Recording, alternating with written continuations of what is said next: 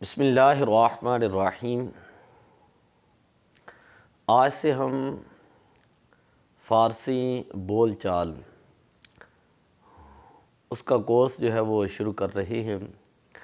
فارسی زبان کی اہمیت کیا ہے کہ مسلمانوں کا بہت سا اسلامی لٹریچر جو ہے وہ عربی سے فارسی زبان کے اندر ہمارے علماء کرام جو ہیں انہوں نے جو ہے وہ تحریر کیا۔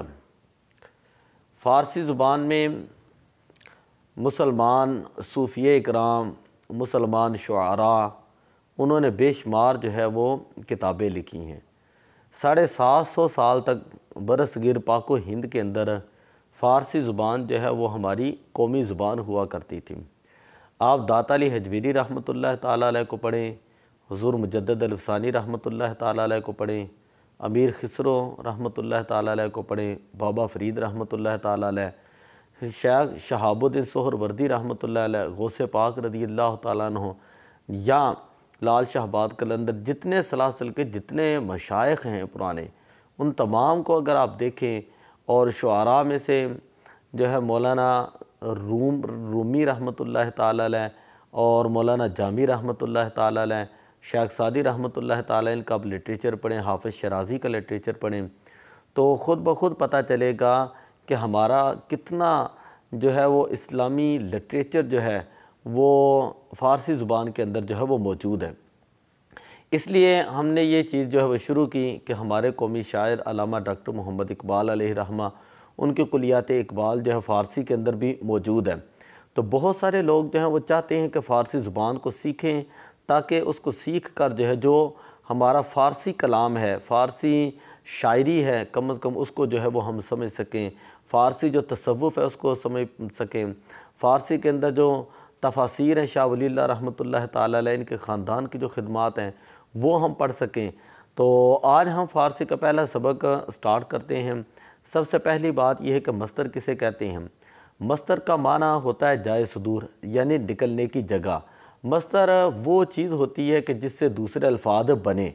فارسی کے اندر مصدر بنانے کا طریقہ یہ ہے کہ کسی بھی لفظ کے آخر میں دن یا تن آتا ہے، جیسے پروردن کا معنی ہوتا ہے پالنا، گفتن کا معنی ہوتا ہے کہنا۔ عربی کے اندر مصدر کا قاعدہ یہ ہوتا ہے کہ اس کے اوپر آپ الف لام لگا دیتے ہیں، یا کسی بھی اسم کے آخر میں جو ہے وہ تنوین لگا دیتے ہیں۔ تو الف لام لگانے سے یا تنوین لگانے سے وہ چیز جو ہے وہ مصدر، جیسے الحمد یا حمدن، وہ چیز جو ہے وہ مصدر بن جاتی ہے۔ اردو میں طریقہ کار یہ ہوتا ہے کہ کسی بھی لفظ کے آخر میں نون الف نہ لگا دیتے ہیں، جیسے کھانا ہے، پینا ہے، سونا ہے، جاگنا۔ انگلش کے اندر انفینیٹیو اس کو کہا جاتا ہے، اور اس کے بنانے کا قاعدہ یہ ہوتا ہے کہ فرسٹ فارم سے پہلے آپ ٹو لگا کر جو ہے اس کو مصدر بنا دیتے ہیں۔ تو مصدر وہ ہے کہ جس سے دوسرے لفظ بنے۔ فارسی میں مصدر کی علامت یہ کہ اس کے آخر میں دن یا تن ہوتا ہے، جیسے پروردن کا معنی ہوتا ہے پالنا اور گفتن کا معنی ہوتا ہے کہنا۔ مصدر سے جو فارسی کے اندر فعل بنتے ہیں وہ 6 ہیں۔ ماضی ہے، مضارع ہے، حال ہے، مستقبل ہے، امر ہے اور نہیں ہے۔ یہ جو 6 چیزیں ہیں، یہ جو 6 افعال ہیں، ماضی ہے، مضارع، حال، مستقبل، امر، نہیں، ان میں سے ہر ایک کے جو ہے وہ 6 جو ہے وہ صیغے آتے ہیں۔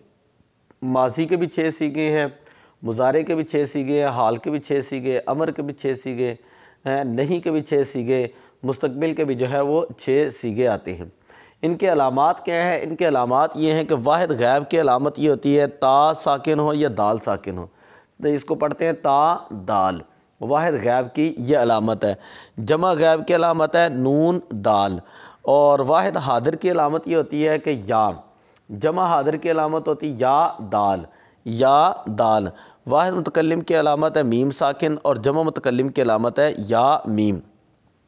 آپ گردان سے جو ہے وہ دیکھ سکتے ہیں، گفتن میں نے مصدر لکھا تھا جس کا معنی ہوتا ہے کہنا، تو گفتن مصدر سے آپ جو ہے اس کی گردان کریں تو گفت، گفتند، گفتی، گفتید، گفتم، گفتیم، گفت، گفتند، گفتی، گفتید، گفتم اور گفتیم، یعنی آپ گفتن مصدر کو لے کر اب واحد غیب کا صیغہ بنانا ہے تو اس کے آخر میں تا لگا دیں، جمع غیب کا صیغہ بنانا ہے تو اس کے آخر میں نون دا لگا دیں، یہ واحد حاضر کا صیغہ بنانا ہے تو یا لگا دیں، جمع حاضر کا صیغہ بنانا ہے تو یا دال لگا دیں، واحد متکلم بنانا ہے تو میم لگا دیں، جمع متکلم بنانا ہے تو یا میم لگا دیں۔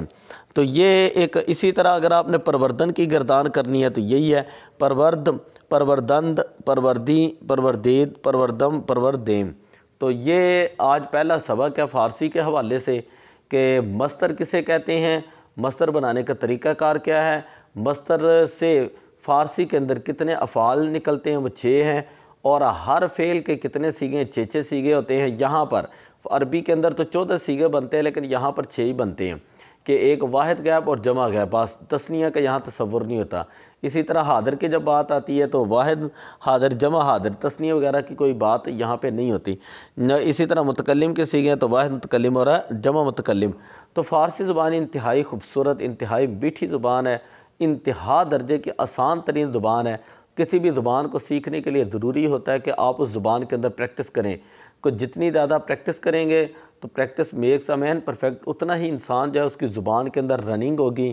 جتنی زیادہ انسان غلطیاں کرے گا، جتنا زیادہ بھولے گا، ٹھیک ہے، اس کے جو قواعد اور ضوابط ہیں وہ انسان کے ذہن کے اندر اتنی ہی زیادہ پختہ ہوں گے، اور انسان اس زبان کے اندر جو ہے وہ عبور حاصل کر لے گا۔ تو گرامر خواہ عربی کی پڑھیں، فارسی کی پڑھیں یا کسی بھی زبان کی پڑھ لیں، اس وقت تک گرامر کا کوئی فائدہ نہیں ہوتا جب تک آپ اس کو جو ہے اپلائی نہ کریں۔ جب آپ اس کو اپلائی کرتے ہیں، اس کا اجرا کرتے ہیں، جس طرح عربی کے اندر اجرا کیا جاتا ہے تو پھر ہی وہ عربی زبان آتی ہے۔ اسی طرح انگلش کی گرامر پڑھنے کے بعد اس کو بولنا چاہیے تو پھر ہی وہ جو ہے وہ انگلش کی زبان آتی ہے۔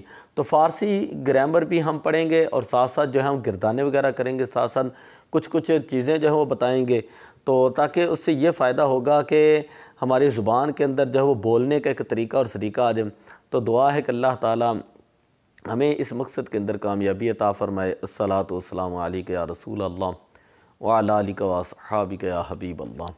الصلاۃ والسلام علیک یا رحمۃ للعالمین وعلی آلک واصحابک یا خاتم النبیین۔